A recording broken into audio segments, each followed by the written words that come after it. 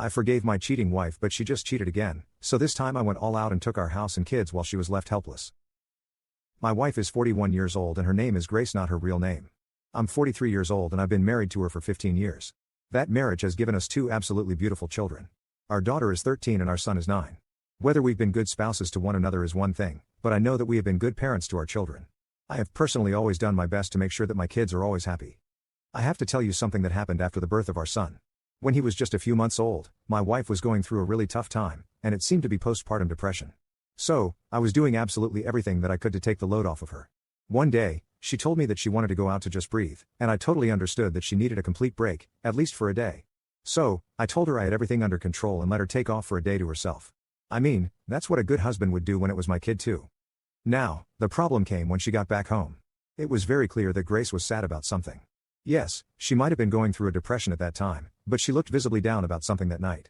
And it all made sense when the children were sleeping, and she said that she wanted to talk to me about something. We both sat in the living room, and she started crying almost right away. I remember being very confused, but I assumed that the emotions had finally started to overflow.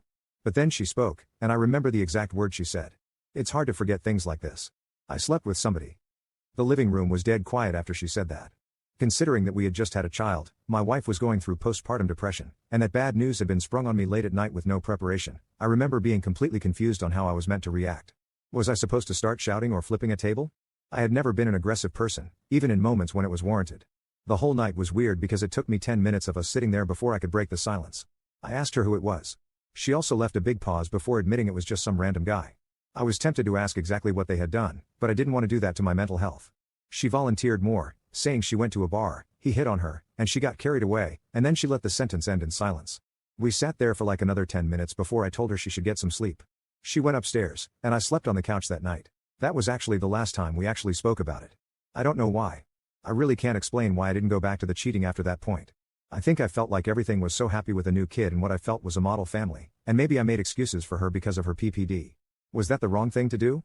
Should I have berated her like any other cheater would have been regardless of what she was going through? I don't know. And I know a lot of you will judge me for sticking with her after that, but it's one of those situations you'll never know how to handle unless you're in it. I even gave her credit for coming out with it right away. It was a sign of remorse, so I just let the whole episode slide. We never spoke about it for nearly a decade after it happened until this year. Some needed context is that I'm a busy guy. I have my own business, and after reading some books years ago, I became big on properly structuring my days for productivity. So, most of the time, except for rare cases, it's pretty easy to tell when I'll be at work, when I'll be eating lunch, when I'll be working out, and so on. It's a pretty great system for me, and ever since embarking on it a few years ago, I felt so much more productive. But I'm not here to advertise anything to you guys. The main point is that I have very predictable days, so if you're very close to me, you know exactly where I'll be and at what times, though again, except for on rare occasions. One day not too long ago, it was a Tuesday, so I was supposed to be at work from 10 a.m. to 6 p.m. before hitting the gym and returning home. The day started out the way it was supposed to, and I went out by 10 a.m., and everything was going the way it always does. I think it was around 2:30 p.m. that I got a call from one of my neighbors. His name is Steve. We were pretty friendly, but he rarely called me because most of our interactions were in person. I picked up the call, and we exchanged the regular greetings and made a little of our usual small talk, but it seemed like he had something to say. So, I asked him why he called. I might be very off, maybe I'm being paranoid on your behalf, but I've noticed a black Tacoma parked in your driveway. This might be the third time I've seen it over the last 2 months, but I only just saw the driver today, and it's a man I do know. I'm not trying to say anything is going on because I like Grace as much as I like you, but I've seen this car around when you are, so I feel it's better to be safe than sorry.